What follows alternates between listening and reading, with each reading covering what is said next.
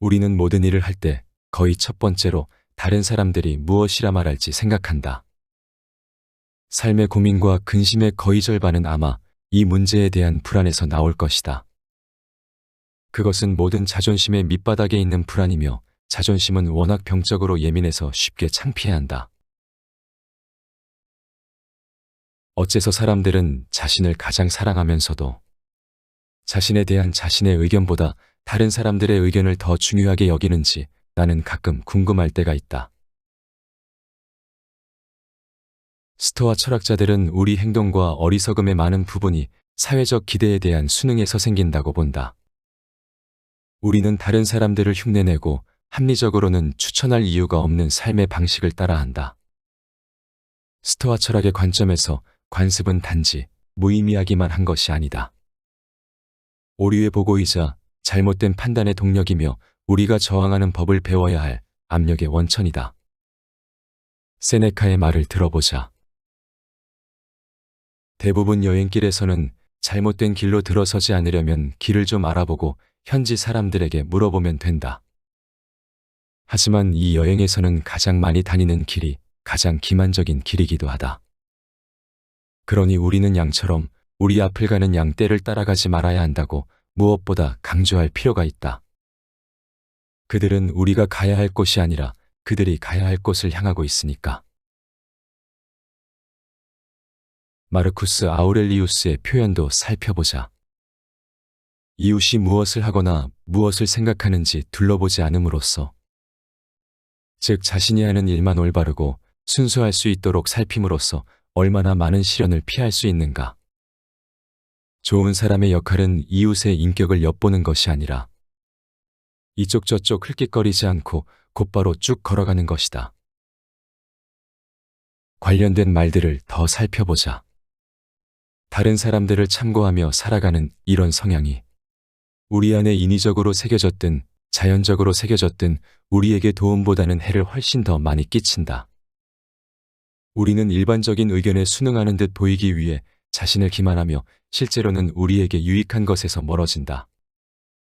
우리 내면에 있는 자아의 진짜 진실보다 사람들에게 자신이 어떻게 보일까를 더 많이 신경 쓴다. 지금 당장이든 장기적으로든 수능의 문제만큼이나 치명적인 것은 타인에게 칭찬받으려는 욕구이다. 우리는 칭찬받기 위해 이런저런 것을 연습한다. 그러나 칭찬을 불필요하게 여기는 기술을 연습해야 한다. 에픽테토스의 말을 들어보자. 연설자가 자신이 좋은 연설을 썼고 잘 기억했고 잘 전달하리라는 것을 알면서도 왜 여전히 긴장하겠소? 왜냐하면 거기에 만족하지 않기 때문이요. 그렇다면 그는 달리 무엇을 원하는 거요? 청중의 칭찬이요. 그는 웅변술에 대해서는 배웠지만 칭찬과 비난에 대해서는 배운 바가 없소. 언제 누구라도 그에게 칭찬과 비난의 의미를, 그것들이 실제로 무엇을 포함하는지, 어떤 칭찬을 구할 가치가 있고 어떤 비판을 피할 가치가 있는지 알려준 적이 있어. 그 사람이 이런 원칙의 사용법을 연습했던 적이 있어.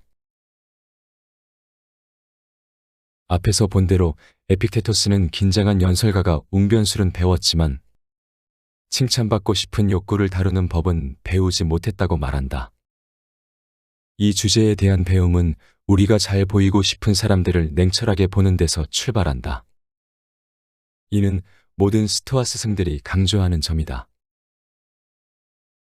내가 찬사를 구하는 이 사람들이 누구인지, 그들을 이끄는 원칙이 무엇인지 항상 유념하라. 그러면 그들이 내 심기를 경솔하게 건드렸을 때 그들을 비난하지 않게 될 것이다.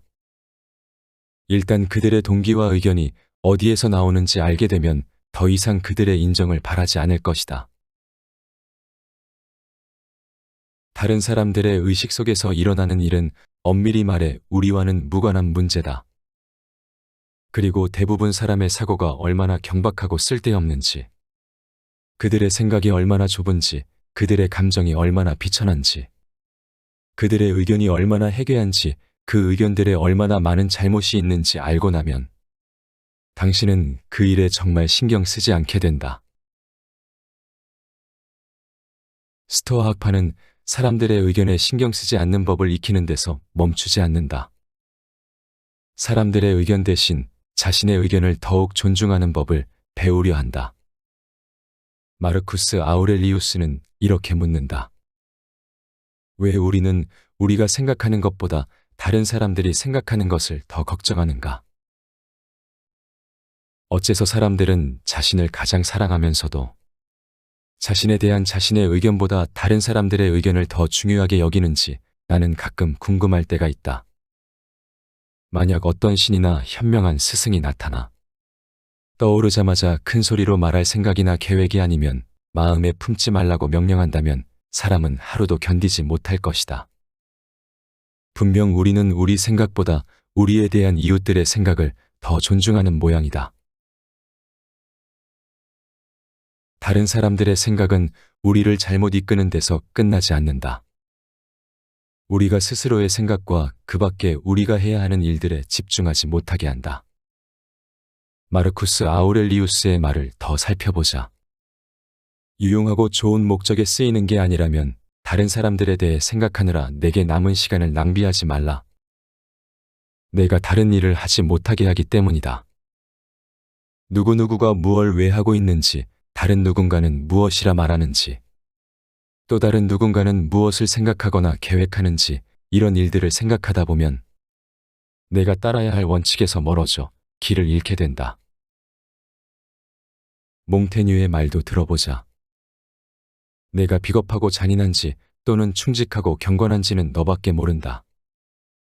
다른 사람들은 결코 너를 보지 못한다. 그들은 모호한 추측으로 너에 대해 짐작할 뿐이다. 너의 본성을 보지 못하고 너의 기교를 본다. 그러니 그들의 판단에 매달리지 말라. 너 자신의 판단에 매달리라. 쇼펜하우어는 다음과 같이 말한다. 대부분의 사람은 다른 사람들의 생각에 지고의 가치를 매기며 자신에게 더 가깝고 직접적인 자신의 의식 속에서 벌어지는 일보다 다른 이들의 생각에 더 관심을 둔다. 그들은 자연의 질서를 뒤집고 있다. 다른 사람들의 의견을 진정한 존재로 여기고 자신의 의식은 그림자 같은 존재로 여기니 말이다. 파생적이고 부차적인 것을 일차적인 것으로 만들고 그것이 세상에 제시하는 그림을 자신보다 더 중요하게 여긴다. 그렇게 진짜 가깝고 직접적인 존재가 결코 아닌 것에서 가깝고 직접적인 결과를 얻으려 애씀으로써 실체와 내재적인 가치가 없는 것을 부르는 적절한 용어, 즉 화형이라 불리는 유형의 어리석음으로 떨어진다. 우리는 앞에서 사회적 삶과 관련된 한 가지 문제를 숙고했다. 바로 좋은 평판을 얻으려는 비합리적 욕망이다. 또 다른 문제는 이와 동전의 양면을 이루는 것으로 비판과 모욕을 비합리적으로 두려워하는 것이다. 이 문제에 대한 스토아 학파의 반응 중에는 익숙한 것도 있고 이 문제에서만 나타나는 것도 있다. 모욕이 효과를 내려면 모욕당하는 사람과 일종의 협업이 필요하다. 이를테면 그 모욕이 중요하다는 판단이다. 이런 판단은 없애거나 보류할 수 있다. 에픽테토스의 말을 들어보자. 모욕당한다는 것은 무엇이요? 돌덩이 옆에 서서 그것을 모욕해 보시오. 당신은 무엇을 얻을 수 있겠소? 당신이 돌덩이처럼 듣고 있다면 당신을 모욕하는 사람은 무엇을 얻을 수 있겠소? 그러나 그 자가 모욕당하는 사람의 약점을 발판으로 삼는다면 그때는 무언가를 성취할 거요. 앞의 내용과 관련된 또 다른 반응이다. 이 방법은 경멸을 하찮게 여기는 것이 아니라 경멸을 내뱉는 사람을 하찮게 여기거나 무시하는 것이다. 세네카의 말을 들어보자. 모욕에 초연한 것이야말로 위대한 정신의 표시이다. 가장 큰 수치를 안기는 복수는 상대를 복수할 가치도 없는 자로 취급하는 것이다. 많은 사람은 응징하는 과정에서 가벼운 상처를 마음에 너무 깊이 새겨 넣는다. 위대하고 고결한 자들은 위풍당당한 야수처럼 작은 개들이 짖는 소리에 꼼짝도 않는 법이다. 에픽테토스가 잘 이해했듯 모욕에 화를 내는 것은 상대에게 굴복하는 것이다. 누군가 당신의 몸을 우연히 마주친 누군가에게 맡기려 한다면 당신은 어이가 없을 것이요. 하지만 누군가 당신을 모욕할 때 당신의 마음이 흔들리고 혼란스럽다면 당신은 마음을 그 사람에게 넘긴 셈이요. 부끄럽지 않소.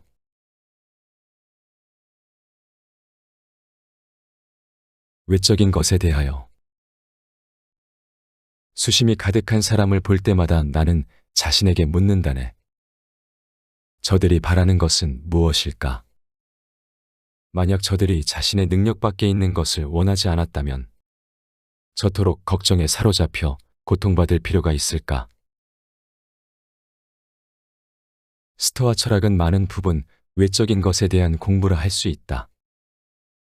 외적인 것은 무엇이고 우리는 그것들을 어떻게 잘못 판단하는지, 어떻게 그것들의 노예처럼 예속되곤 하는지를 탐구한다.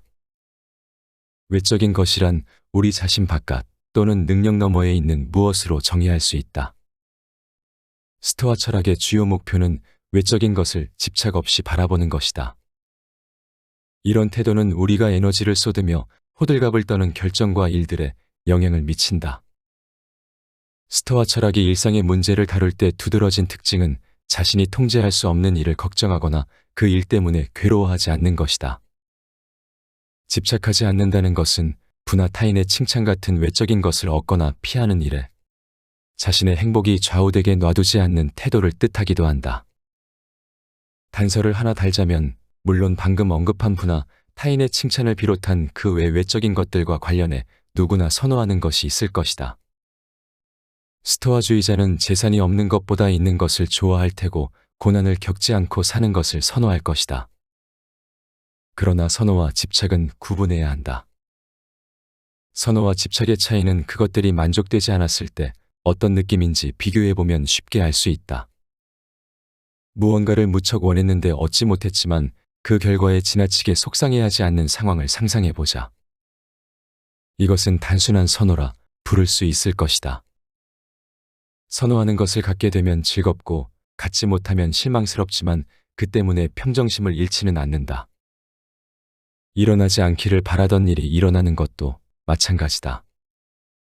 그건 그냥 엎질러진 물일 뿐이고 스토아주의자는 자신이 통제할 수 없는 모든 일을 대체로 그렇게 보려고 한다.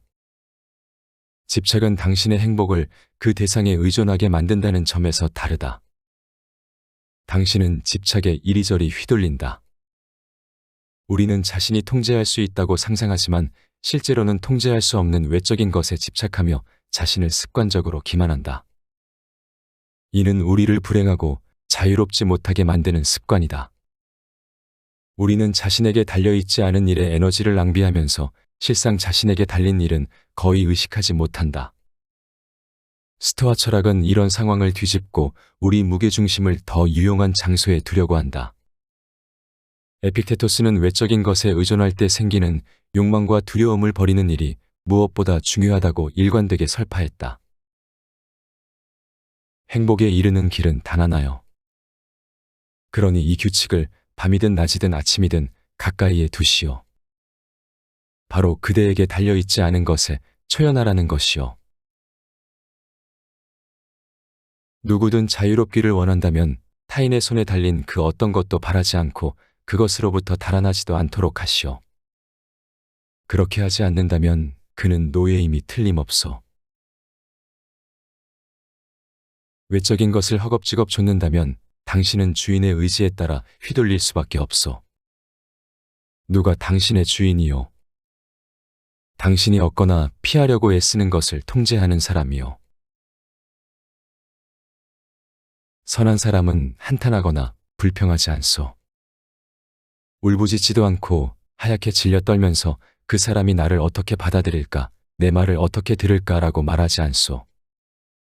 노예여, 선한 사람은 스스로 적절하다고 생각하는 대로 행동할 것이요. 왜 당신은 다른 사람들의 일에 신경 쓰는 것이요. 에픽테토스 강의의 큰 특징은 외적인 것에 대해 걱정하거나 불평하는 사람을 노예라고 나무라는 것이었다. 마르쿠스 아우렐리우스의 말도 살펴보자. 내가 통제할 수 없으며 좋거나 나쁘다고 여기는 것들에 대해 생각해보라. 나쁜 일이 일어나거나 좋은 일이 일어나지 않을 때 너는 신들을 비난하고 그 일에 책임이 있는 사람들을 미워할 것이다. 이런 문제에 대해 옥신각신하느라 우리는 엄청나게 부당한 일을 저지른다. 하지만 우리가 오직 우리 능력 안에 있는 것들에 대해서만 좋고 나쁨을 판단한다면 신을 비난하거나 타인과 싸울 일이 없다. 관련된 말들을 더 살펴보자. 사건을 다스릴 수 없을 때는 나 자신을 다스린다. 사건이 내게 맞춰지지 않으면 내가 거기에 맞춘다. 평범한 사람은 재산, 지위, 아내, 자녀, 친구, 사회 같은 외적인 것에서 행복을 찾는다. 따라서 이들을 잃거나 이들 때문에 실망하면 행복의 근원이 파괴된다. 달리 말해 그의 무게중심은 그 자신 안에 있지 않다. 온갖 소망과 변덕에 따라 끊임없이 자리를 옮겨 다닌다. 외적인 것에 초연한 것과 세상에서 멀어져 은둔하는 것을 혼동해서는 안 된다. 스토아 철학은 공적 생활에서 물러나지 말고 참여하라고 요구한다. 그러나 어떤 상황에서든 우리는 자신에게 달린 결정과 그렇지 않은 결정을 구별할 수 있다. 이와 관련한 에픽테토스의 말을 들어보자. 물질적인 것은 무심하지만 우리가 그것을 어떻게 사용하는지는 그렇지 않소. 그렇다면 어떻게 침착과 평온을 유지하면서도 부주의하거나 태평하지 않고 세심한 마음 상태까지 유지할 수 있겠소?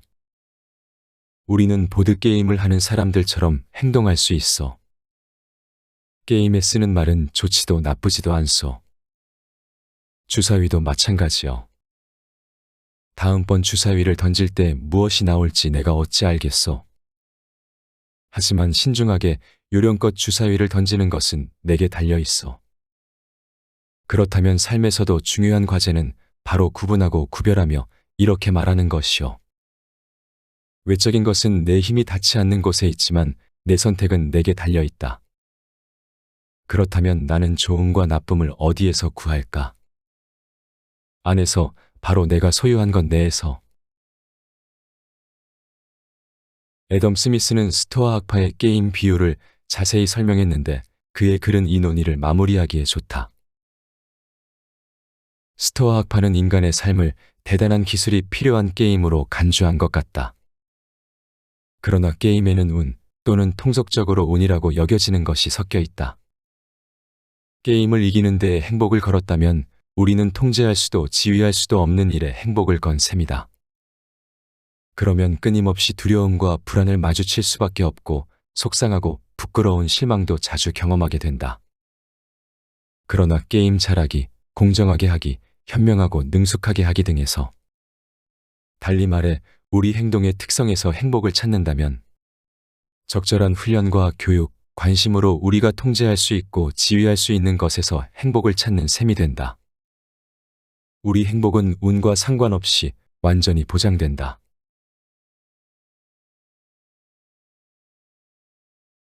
역경에 관하여 우리는 피할 수 없는 것을 견디는 법을 배워야 한다. 우리 삶은 세상의 화음처럼 상반된 소리로 다양한 음으로 구성된다. 감미로운 소리와 거슬리는 소리, 날카로운 소리와 밋밋한 소리, 명랑한 소리와 엄숙한 소리. 이런 소리 중 몇몇만 사랑하는 음악가라면 무엇을 할 수 있겠는가? 음악가는 이 모두를 사용하는 법을 알고 배합할 수 있어야 한다. 우리도 우리 삶과 같은 물질로 구성된 좋고 나쁨을 함께 쓸 줄 알아야 한다. 지각 있는 사람이면 누구나 그렇듯이 스토아주의자도 역경을 피한다. 하지만 어쨌든 역경은 가끔 찾아오기 마련이다. 역경이 찾아왔을 때 스토아 철학의 목표는 그 역경을 제대로 보고 그것 때문에 마음의 평화가 망가지지 않도록 하는 것이다. 사실 스토아 철학이 지향하는 바는 그 이상이다. 좌절을 충격 없이 받아들이고 더 더 위대한 것을 창조하기 위한 재료로 바꾸는 것이다. 어떤 경우든 고난을 원하는 사람은 없지만 고난은 길게 보았을 때 우리가 바라는 가치 있는 성취와 가치 있는 사람을 형성하는 데 필요한 재료이다. 스토아주의자는 어떤 일이 일어나든 그 안에서 가치를 찾는다. 스토아주의는 역경을 좋은 것으로 바꾸는 전략을 제안한다. 우리는 우리에게 일어나는 일을 선택할 수 없지만 어떻게 반응할지는 선택할 수 있다. 그러므로 어떤 차질이 생길 때 스토아주의자들은 그것을 되도록 건설적으로 해석한다. 자신을 증명하거나 배우거나 다시 세울 기회로 여긴다. 마르쿠스 아우렐리우스는 역경을 받아들이는 마음을 들어오는 것을 받아들이고 처리하는 다른 신체 부위에 비유하기도 했다. 강한 눈은 보아야 할 것을 모두 봐야 하며 나는 초록색만 보고 싶어라고 말하지 말아야 한다. 그건 병든 눈의 징후이기 때문이다. 건강한 청각과 건강한 후각은 듣고 냄새 맡을 것 모두를 듣고 냄새 맡을 준비가 되어 있어야 한다. 마찬가지로 건강한 마음은 일어날지 모를 모든 일에 대비해야 한다. 우리 아이들을 안전하게 지켜주세요 또는 내가 무엇을 하든 모든 사람이 칭찬하게 해주세요라고 말하는 마음은 초록색만 보려는 눈이나 부드러운 것만 찾는 치아와 같다. 스토아 학파가 역경을 대하는 방식은 단지 비난과 불평을 하지 않는 데서 그치지 않는다. 피할 수 없는 역경이라면 반갑게 맞으려 애쓴다. 무슨 일이 일어나든 그것이 일어날 수밖에 없는 일이었다고 생각하고 자연을 욕하지 마시오. 세상에 일어나는 일들이 당신의 소망대로 일어나야 한다고 고집하지 말고 일어나는 대로 일어나길 소망하시오. 그러면 삶이 순조로울 거요. 프리드리히 니체는 스토아주의자는 아니지만 그의 아모르 파티는 방금 보았던 에픽테토스의 생각과 자주 연결되곤 한다. 인간의 위대함에 대한 내 공식은 아모르 파티이다. 자기 앞에 놓인 것도 뒤에 놓인 것도 영원히 아무것도 달라지지 않기를 바라는 것이다. 필연적인 것을 견뎌내야 할 뿐 아니라 사랑해야 하며 무슨 이유로든 숨겨서는 안 된다. 모든 이상주의는 필연성 앞에서 거짓일 뿐이다. 마르쿠스 아우렐리우스는 장애물을 불사르며 더욱 맹렬하게 타오르는 불에 비유하기도 했다. 우리를 다스리는 내면의 힘이 본성과 일치할 때는 일어나는 모든 일과 일어날 수 있는 모든 일에 쉽게 적응한다. 그것은 어느 특별한 재료를 필요로 하지 않는다. 상황이 허락하는 대로 자신의 목적을 도모한다. 길을 가로막는 무엇이든 자신을 위한 재료로 쓴다. 불이 자신에게 던져진 모든 것을 집어삼키는 것과 같다. 작은 불이라면 꺼지겠지만 강한 불은 자신을 덮치는 무엇이든 재빨리 잡아채 태우며 훨씬 더 높이 타오른다. 역경은 단련이나 배움의 기회로 볼 수 있다. 좌절과 함께 일하는 법을 모르는 사람은 위대한 일을 성취할 가능성이 적을 것이다. 그러므로 스토아 학파는 좌절을 편안하게 받아들일 필요가 있다고 생각한다. 불운은 그런 것을 배우는 과정으로 여길 수 있다.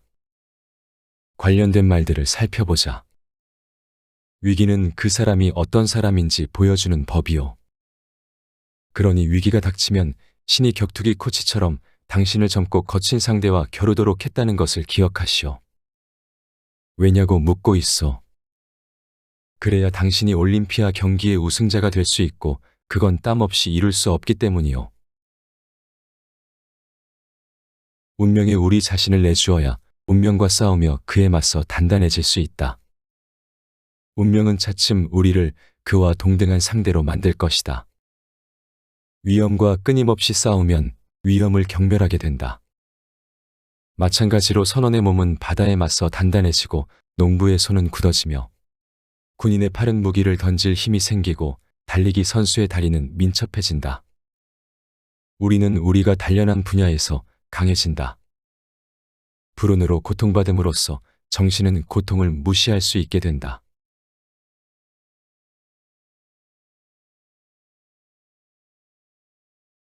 앞에서 소개한 내용은 해법 철학에서 가져왔다. 우리가 삶에서 마주하는 역경과 고통, 불안과 후회, 비교로 인한 괴로움, 갑작스럽게 들이닥치는 불행과 고난들. 그 수많은 삶의 문제들에 대해 여기 오래된 철학자들이 깊은 사유로 응답한다. 이 책에는 마르쿠스 아우렐리우스, 세네카, 에픽테토스 등 스토아 철학자뿐 아니라 쇼펜하우어, 몽테뉴, 니체, 애덤 스미스까지 스토아적인 철학을 이야기하는 철학자들의 조언이 담겨 있다. 저자는 정확하면서도 날렵한 관점으로 철학자들의 말과 글 속에서 찾은 인생의 법을 12가지 키워드로 정리하고 해석했다. 철학은 세월의 흐름에도 빛이 바래지 않는 탁월한 지혜의 집합체다. 삶의 방향성을 고민하고 있다면, 무엇이 맞고 그른지 혼란스럽다면 철학자들의 말에 귀 기울여 보라. 지혜로운 선택을 위한 기준이 바로 여기 있다. 이 책을 꼭 읽어보길 바란다.